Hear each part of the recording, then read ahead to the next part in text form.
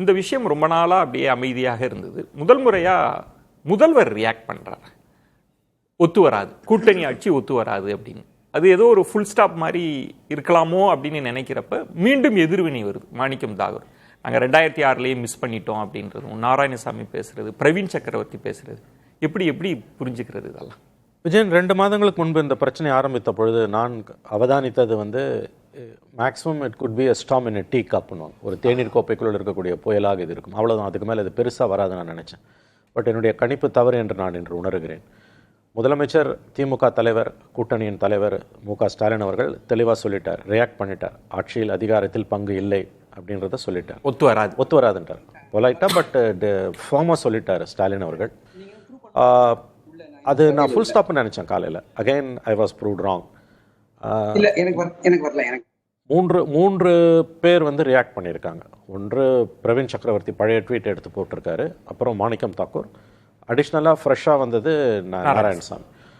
இந்த 3 பேரும் பேசியது என்பது காங்கிரஸ் தலைமையின், ராகுல் காந்தியின் ஆசீர்வாதம் இல்லாமல் இவர்கள் பேசியிருக்க மாட்டார்கள். அதுவும் திரு நாராயணசாமி ஆமாம், 2 பேர், 2 பழைய பிளேயர்ஸ், ஒரு புது பிளேயர் உள்ள வந்திருக்காங்க. ஸோ இது கண்டிப்பாக தேசிய தலைமையோட பரிபூர்ண ஆசீர்வாதம் இல்லாமல் அவர்கள் பேசியிருக்க மாட்டார்கள். இந்த பிரச்சனை முற்றுப்பெறவில்லை. இது தான் முதலமைச்சரோட பேச்சு அதற்கு முற்றுப்புள்ளி என்ற எண்ணத்தை காங்கிரஸுடைய ரியாக்ஷன் தவிடுபொடியாக்கி இருக்கிறது. உங்களுக்கு அப்போ குழப்பம் தொடர்கிறது. இதில் சரி தப்புன்று நம்ம டிபேட் பண்ண முடியாது. ஒரு கட்சி அதிகாரத்தில் பங்கு கேட்பது என்பது அதனுடைய உரிமை, அடிப்படை உரிமை. அது அதிகாரம் வேணான்னு ஒரு கட்சி அரசியலில் இருப்பது என்பதே அதனுடைய வீழ்ச்சிக்குத்தான் வழிவகுக்கும். அப்படி பார்த்தீங்கன்னா இப்போ 45 ஆண்டு கால பாஜக அதிகாரத்தில் பங்கு கேட்கும்போது 140 ஆண்டு கால கட்சி ஏன் கேட்கக்கூடாது என்ற ஒரு கேள்வி வருகிறது. இப்போ கம்யூனிஸ்டுகளுடைய நிலைப்பாடு வேறு. அவர்கள் என்ன சொல்கிறார்கள்னா ஒரு குறைந்தபட்ச செயல் திட்டத்தை முன்வைத்து நாம் மக்களிடம் வெற்றி பெற்ற பிறகுதான் நாங்கள் அதிகாரத்துக்கு வருவோம், அப்படி இல்லைன்னா எங்களுக்கு பவர் கொடுத்தா கூட வேணான்றது தான் இடதுசாரிகளோட கருத்து. அது ஒரு பிரின்சிபிள்டு ஸ்டாண்ட் அவங்களுக்கு பட் மற்ற கட்சிகளுக்கு அந்த நிலைப்பாடு கிடையாது. இப்போ நீங்கள் விசிகா கூட ஆரம்பத்தில் அதை வலியுறுத்தி வந்தவங்க இப்போ அதை நிறுத்திக்கிட்டாங்க. காங்கிரஸ் இன்றைக்கு அதை வலியுறுத்துகிறது. பட் வலியுறுத்தக்கூடியதில் இருக்கக்கூடிய விஷயம் என்னன்னு கேட்டிங்கன்னா, எந்த அளவுக்கு போய் அவர்கள் வலியுறுத்துவார்கள் என்பது தான் இன்றைக்கி நம்ம பார்க்க வேண்டிய ஒரு விஷயம். ப்ராக்டிக்கலாக பார்த்தீங்கன்னா, ஏன்னா தேர்தல்கள் நெருங்கி கொண்டிருக்கின்றன. மார்ச் 1 வீக்கில் நமக்கு நோட்டிஃபிகேஷன் வந்துடும், நாள் இருக்குது.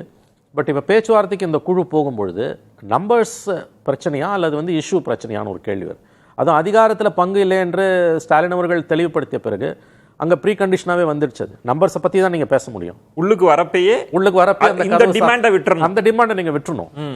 அப்போ இந்த இஷ்யூவை, இந்த கோரிக்கையை எந்த அளவுக்கு காங்கிரஸால் முன்னெடுத்துட்டு போக முடியுன்றது தான் நாம் இப்பொழுது கவனிக்க வேண்டியது. ஆனால் அந்த எதிர்வினை பாருங்க திருமணி, கூட்டணி ஆட்சியா ஒரு கட்சி ஆட்சியான்றதெல்லாம் மக்கள் முடிவு செய்வார்கள்னு மாணிக்கம் தாகூர் பேசுறது, அது கிட்டத்தட்ட ஒரு எதிர்வினை. ஏன்னா அவங்க என்ன சொல்றாங்கன்னா, தமிழ்நாட்டு மக்கள் கூட்டணி ஆட்சிகளை ஏற்றுக்கொள்ள மாட்டார்கள்னு திமுகவும் சொல்லுது, அதிமுகவும் சொல்லுது. பட் அதிகாரம் வேணும்னு கேட்கக்கூடிய காங்கிரஸ் அது மக்கள் தான் முடிவு செய்யணும், கட்சிகள் முடிவு செய்ய முடியாதுன்ற ஒரு கோரிக்கை, ஒரு கருத்தை அவங்க முன் வைக்கிறாங்க. இது தப்பு ரைட்னு எதுவுமே கிடையாது. நீங்க அப்படி பார்த்தீங்கன்னா என்னுடைய புரிதல் சொல்றேன் நான். இப்போ ஸ்டாலின் அவர்கள் ஒரு இன்க்ளூசிவ் நேச்சர், எல்லாரையும் அரவணைத்து போகக்கூடிய ஒரு தலைவராகத்தான் பார்க்கப்படுகிறார். நரேந்திர மோடி பிரதமர் அவர்கள் இன்க்ளூசிவ் நேச்சருக்கு எதிரான ஒரு தலைவர், ஒரு டிவிசிவ் லீடர் தான் நம்ம அவரை பார்க்குறோம். தனி மெஜாரிட்டி இருந்த பொழுது கூட மோடி 1.0 2.0ல மோடி மாதிரியான ஒரு தலைவரால் அதிகாரத்தில் பங்கு கொடுக்கும் பொழுது இன்க்ளூசிவ் லீடராக கருதப்படுகிற, உண்மையிலே இன்க்ளூசிவ் லீடராக இருக்கிற ஸ்டாலின் அவர்கள் ஏன் அதிகாரத்தில் பங்கு கொள்ளக்கூடாது என்ற கருத்து காங்கிரஸில் ஒரு தரப்பிடம் நிலவுகிறது. இது தவிர நீங்கள் எப்படி சொல்ல முடியும்? ஒரு கட்சி, அது தேசிய கட்சியோ மாநில கட்சியோ, கூட்டணியில் சேர்ந்து தான் யாராக இருந்தாலும் இன்றைக்கி ஆட்சிக்கு வர முடியுது. அப்படி இருக்கும்பொழுது அதிகாரத்தில் பங்கு என்ற கோரிக்கை அந்த கோரிக்கையை நாம் ஒரு பெரிய அளவில் ஒரு பாவமாக பார்ப்பதும் மற்றவர்கள் ஏகடயம் செய்வதும் என்பது என்னை பொறுத்தவரை ஏற்புடையதில்லை. ஆனால் ஒன்று, நீங்கள் ஆசைப்படுற அளவுக்கு தகுதி இருக்கான்னு கேட்டிங்கன்னா, கீழே உங்களுடைய ஓட் பேங்க் என்ன அப்படின்ற கேள்விகள் வரும்போது அங்கே தான் உங்களுக்கு சிக்கல் வருது. யாருமே தனியாக ஆட்சி அமைக்க முடியாது. மோடி அவர்கள் 38 கட்சிகளோட தான் இன்னைக்கு இருக்கார். காங்கிரஸும் அப்படி தான் இருக்குது. மம்தா பானர்ஜி அப்படிதான், ஸ்டாலின் அவர்களும் அப்படிதான், எடப்பாடியும் அப்படிதான், ஈவன் ஜெயலலிதா கலைஞருமே கூட்டணிகளால் மட்டுமே தான் ஆட்சிகள் அமைச்சிருக்காங்க. அதிகாரத்தில் பங்கு என்பது அது பேலன்ஸ் ஆஃப் கன்வீனியன்ஸ். உங்களால் முடிஞ்சதுன்னா அதை நீங்கள் வாங்கணும். இவங்க நல்ல வாய்ப்பு 2006 11 விட்டாங்க. அதை சொல்றாங்க மைனாரிட்டி கவர்மெண்ட் அது.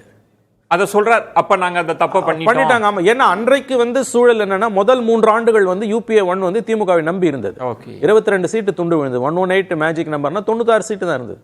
2009-11 காலகட்டத்தில் UPA 2ல அவங்களுக்கு 208 சீட்டு வந்தாலும் சோனியா காந்திக்கும் கலைஞருக்கும் இருந்த பர்சனல் அண்டர்ஸ்டாண்டிங்கால வந்து அந்த வண்டி ஓடிச்சு உங்களுக்கு வந்து. ஓகே. பட் 2011 கலைஞர் வந்து கூட்டணி ஆட்சிக்கு ஒப்புக்கொண்டு விட்டார். அவங்க போட்டி போட்டது 119 சீட்டு. அன்றைக்கு ஒருவேளை அந்த கூட்டணி வெற்றி பெற்றிருந்தால் ஆப்வியஸ்லி அது வந்து ஒரு கூட்டணி அரசாகத்தான் இருந்திருக்கும். அது 2016 63 சீட்டு வாங்கி 5 சீட்டு, 41 சீட்டு வாங்கி 8 சீட்டு, 21 உங்களுக்கு 25 சீட்டு வாங்கி 18 சீட்டுன்னு வருது. குறைஞ்சிக்கிட்டே வருது. இதை விட இன்னொரு முக்கியமான வருத்தம் காங்கிரஸ் தரப்பில் இருந்து நான் கேள்விப்படுது, லோக்கல் பாடிஸ்ல வந்து இந்த திமுக அரசு வந்த பிறகு நடைபெற்ற தேர்தல்களில் போதிய பிரதிநிதித்துவம் அவர்களுக்கு இல்லை என்பது. அப்ப காங்கிரஸ் வந்து திமுக கூட்டணியில் இருப்பது என்பது அதனோட பொலிட்டிக்கல் ஸ்பேஸ் வந்து கொஞ்சம் கொஞ்சமா ஷ்ரிங்க் ஆகிக்கிட்டே வருது. இது அப்படி அதை ஷ்ரிங்க் பண்றதுன்றது டிஎம்கேவோட கான்ஷியஸ் டிசிஷன். அதை நம்ம இந்த தடவை விடக்கூடாதுன்றது தான் ராகுல் காந்தியோட. கிட்டத்தட்ட அது ஒரு பாயிலிங் பாயிண்ட்டுக்கு வந்த மாதிரி இருக்குல்ல. நீங்க உரிமை கோரல் நம்ம தவறு, அதுக்குள்ள அது கட்சி முடிவுன்றது.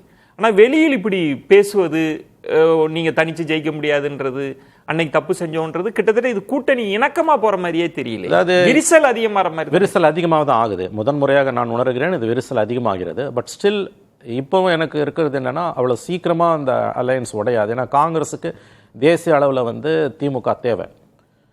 மாநில அளவில் திமுகவுக்கு ஒரு சட்டமன்ற தேர்தலில் காங்கிரஸுக்கு 3% 4%, அது இல்லாமல் தேர்தலுக்கு போனாங்கன்னா அவங்களும் பர்செப்ஷன் வாரில் அடி வாங்குவாங்க. ஓகே. ஸோ அவங்க 2 பேருக்குமே ஒரு மியூச்சுவல் கம்பல்ஷன் இருக்குது. ஆனால் இன்னைக்கு நடந்ததுன்றது வந்து ஒரு சீரியஸ் இஷ்யூவை வெளியில் கொண்டு வந்திருக்கு. முதலமைச்சருடைய பேச்சுக்கு பிறகு 3 தலைவர்கள் காங்கிரஸ்ல இருந்து ரியாக்ட் பண்றாங்கன்னா, காங்கிரஸ் இந்த இஷ்யூ அவ்வளவு சீக்கிரமா விட தயாரா இல்லை. அப்போ பேச்சுவார்த்தை எப்படி நடக்கும்? இது வந்து நம்பர்ஸ் பிரச்சனை கிடையாது, பவர் ஷேர் தான் பவர் பிரச்சனைனா இஷ்யூ சீரியஸ் ட்ரபிள்னு தான் அர்த்தம்.